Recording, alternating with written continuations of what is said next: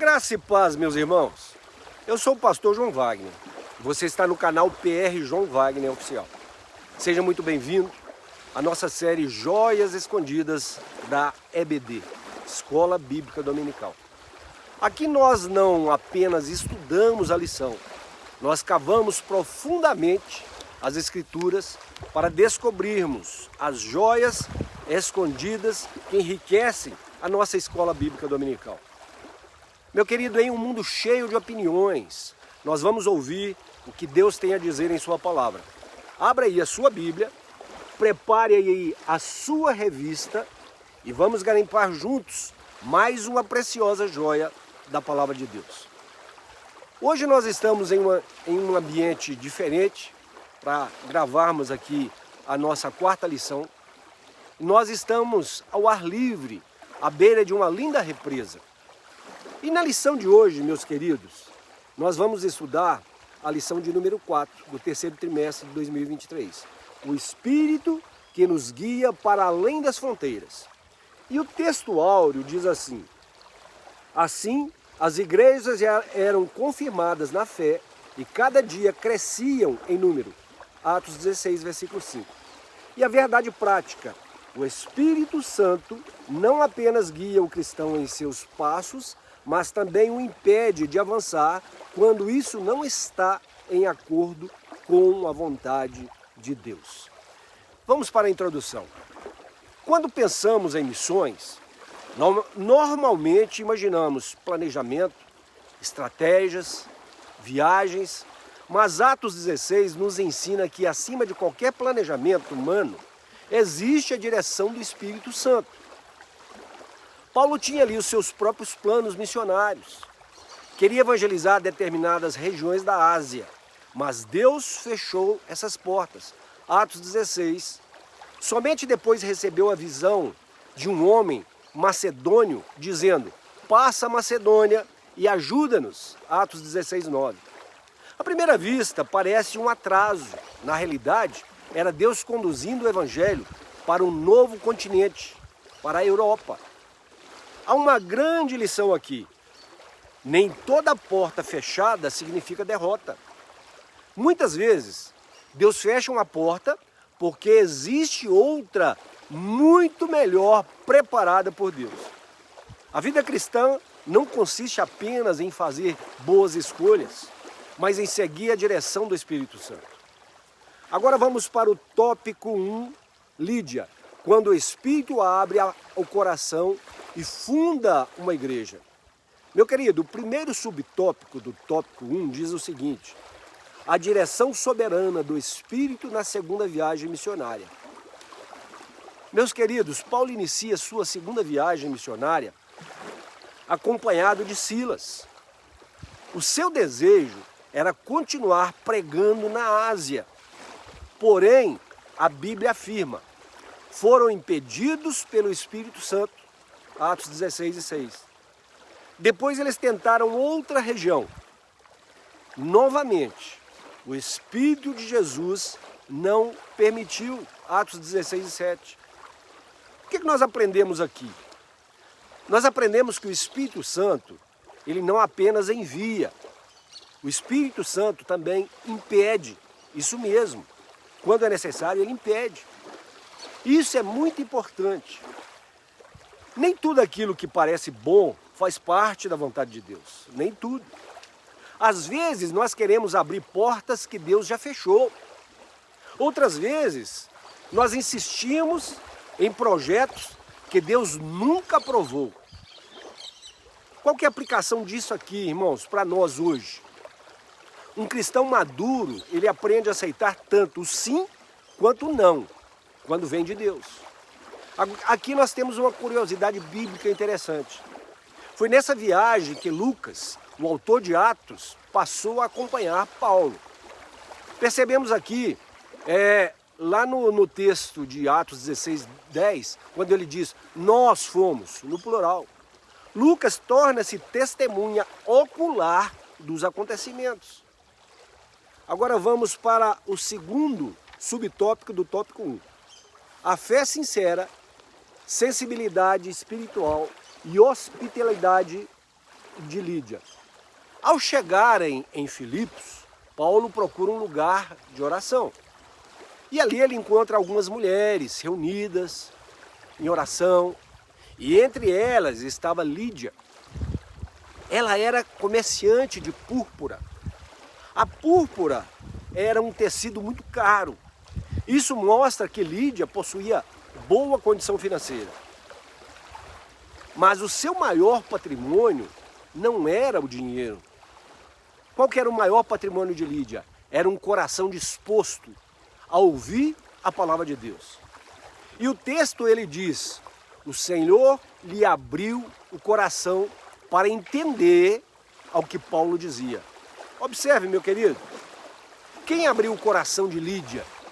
Claro que foi o próprio Deus. Paulo pregou. Lídia ouviu a palavra de Deus. Mas quem produziu a conversão no coração de Lídia foi o Espírito Santo de Deus. Qual que é a aplicação para nós? Nenhum pregador converte alguém. Ninguém converte ninguém. Quem convence do pecado é o Espírito Santo. Nosso papel é anunciar, é pregar a palavra. O Espírito faz a obra. A hospitalidade de Lídia, isso é interessante. Depois de batizada, Lídia convida Paulo e a sua equipe para permanecerem na casa dela. A sua fé produziu frutos imediatamente. Lídia serviu ao reino de Deus. A sua casa tornou-se provavelmente a primeira igreja da Europa. Olha que interessante. E qual que é a aplicação para nós hoje? Uma verdadeira conversão sempre produz mudanças práticas. Quem conhece Cristo deseja servir. Agora, o terceiro subtópico do tópico 1, a pregação em Filipos, simplicidade, graça e poder transformador. Meu querido, não houve grandes espetáculos, não houve estratégias sofisticadas. O que houve ali? Houve apenas oração, pregação, atuação do Espírito Santo. E o resultado foi extraordinário. Uma igreja nasceu ali. Qual é a aplicação para nós? Meu querido, o crescimento da igreja continua acontecendo da mesma forma. A palavra de Deus, o Espírito Santo e a graça de Deus. Agora vamos para o segundo tópico. O segundo tópico fala sobre a libertação da jovem possessa e o confronto com as trevas. E o primeiro subtópico do tópico 2 diz o seguinte: a expulsão do espírito de adivinhação. Meus queridos, todos os dias, uma jovem seguia Paulo. Aquela jovem dizia: estes homens anunciam o caminho da salvação. Embora a frase fosse verdadeira, a sua origem era demoníaca. Ela estava possessa. Deus nunca utiliza Satanás como testemunha oficial do Evangelho. Nunca, irmãos. Depois de muitos dias, Paulo ordena: em nome de Jesus Cristo, te mando que saias dela. E na mesma hora, o espírito saiu. Uma observação importante aqui: a jovem não era apenas endemoniada. Aquela jovem era explorada economicamente. Os seus donos enriqueciam utilizando a sua possessão demoníaca. Satanás escraviza espiritualmente e também destrói a dignidade humana. Agora, o que nós aprendemos aqui? O que aprendemos? Nós aprendemos que onde Cristo chega, há libertação verdadeira, a liberdade. Agora, o segundo subtópico do tópico 2, a reação dos exploradores. Qual foi a reação dos exploradores? Quando os donos perderam seu lucro, prenderam Paulo e Silas. Observe, o problema deles não era religioso, o problema deles era dinheiro, financeiro. Sempre que o evangelho confronta interesses pecaminosos, surgem então perseguições. E qual que é a aplicação para nós hoje? Meu querido, nem toda oposição vem porque fizemos alguma coisa errada. Às vezes a perseguição acontece justamente porque nós fizemos o que era certo, o que era verdadeiro. O terceiro subtópico do tópico 2, a falha da justiça humana. Sem investigação, sem defesa, sem julgamento, Paulo e Silas foram espancados, torturados. Depois Paulo e Silas foram lançados na prisão. Isso demonstra que a justiça humana é limitada. Mas Deus continua governando acima dessa justiça humana. E qual que é a aplicação para nós hoje? Mesmo quando somos injustiçados, meus queridos, Deus permanece no controle de tudo. Agora, o terceiro tópico diz o seguinte: a prisão de Paulo e Silas e a conversão do carcereiro. O primeiro subtópico do tópico 3, açoitados por causa do evangelho. Os dois missionários, eles estavam machucados, estavam ensanguentados, estavam presos, estavam com os pés presos ao tronco, mas mesmo assim não reclamavam. Isso mostra que a alegria cristã não depende das circunstâncias que nós vivemos. A alegria cristã depende da presença de Deus em nossa vida. Qual que é a aplicação para nós, irmãos? A nossa fé, ela é mais forte quando permanece firme durante as dificuldades. Agora, o segundo subtópico do tópico 3, o louvor que abre as portas. Meus queridos, à meia-noite, Paulo e Silas começaram a orar e a cantar. Os outros presos estavam ouvindo. Então Deus respondeu. Veio um terremoto, as portas se abriram, as cadeias caíram. E o maior milagre, porém, não foi a prisão aberta. Esse não foi o maior milagre. Qual foi o maior milagre? Foi um coração aberto. Qual a aplicação para nós hoje? Meus irmãos, o louvor muda primeiro quem está louvando. Depois muda o ambiente. Agora eu vejo uma curiosidade aqui. Qual é essa curiosidade? Naquela cultura, na cultura romana, um carcereiro que permitisse a fuga dos presos, ele seria condenado à morte, seria decapitado. Por isso ele tentou suicidar-se. Paulo impediu. Agora o terceiro subtópico do tópico 3 fala sobre a conversão do carcereiro. Meu querido, a pergunta do carcereiro atravessou séculos. O que ele perguntou? Senhores, que é necessário que eu faça para me salvar? Olha que pergunta maravilhosa. E a resposta continua sendo a mesma até hoje. Qual foi a resposta? Crê no Senhor Jesus Cristo e será salvo. E naquela mesma noite, o carcereiro creu, lavou as feridas dos missionários, foi batizado, alegrou-se com toda a igreja. Agora observe a transformação que houve. Antes, aquele homem prendia servos de Deus. Agora, aquele homem servia aos servos de Deus. Olha que interessante. Assim age a graça de Deus. Qual que é a aplicação para nós hoje? Nenhuma pessoa está longe demais para Deus abençoar. Ninguém está tão longe. E quais são as lições práticas desta lição, irmãos? A primeira lição, o Espírito Santo ele continua dirigindo a igreja do Senhor. Nós devemos aprender a buscar a sua direção antes de tomar qualquer decisão, em qualquer assunto da vida. Qual que é a segunda lição? Deus prepara pessoas antes de enviar os seus servos.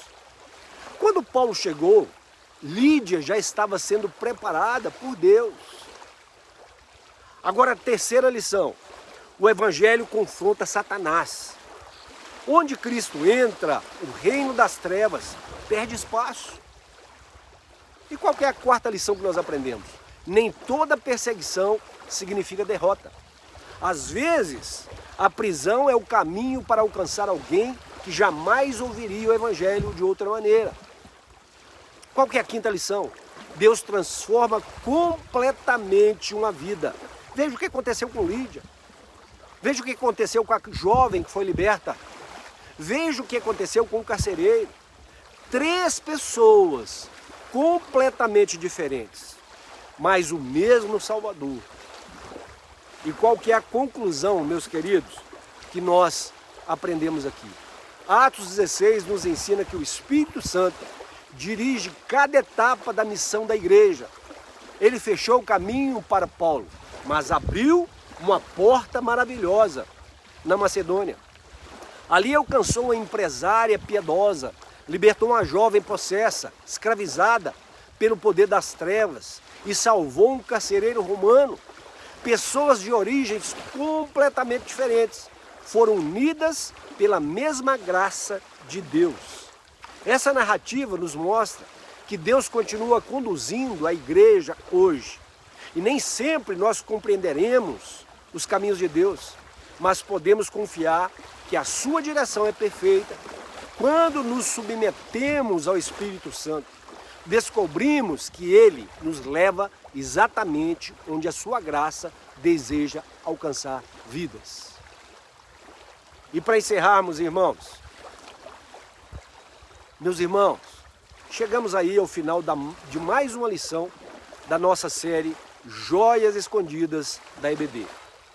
Hoje nós aprendemos aqui que o Espírito Santo, ele continua dirigindo a sua igreja. O Espírito Santo abre portas, fecha caminhos, prepara corações, confronta as trevas e conduz o Evangelho exatamente onde Deus deseja que esse Evangelho chegue. Quando confiamos na direção do Espírito, nós descobrimos que a vontade de Deus é sempre perfeita. Mas quando não a compreendemos de imediato, acontece tudo diferente. Espero que esse estudo tenha enriquecido aí o seu conhecimento da Palavra de Deus e também fortaleça a sua caminhada cristã. E se esse conteúdo foi útil para você, deixa aí um like, compartilha esse vídeo com outros professores, outros alunos da Escola Bíblica Dominical e inscreva-se no canal PR João Wagner Oficial. E para acompanhar os próximos estudos, joias escondidas da nossa EBD. E lembre-se, a verdade não muda com o tempo. A verdade continua sendo o nosso fundamento. E que Deus abençoe a sua vida, que Deus abençoe a sua família, Deus abençoe o seu ministério. Até o próximo vídeo, se assim o Senhor nos permitir. Até lá.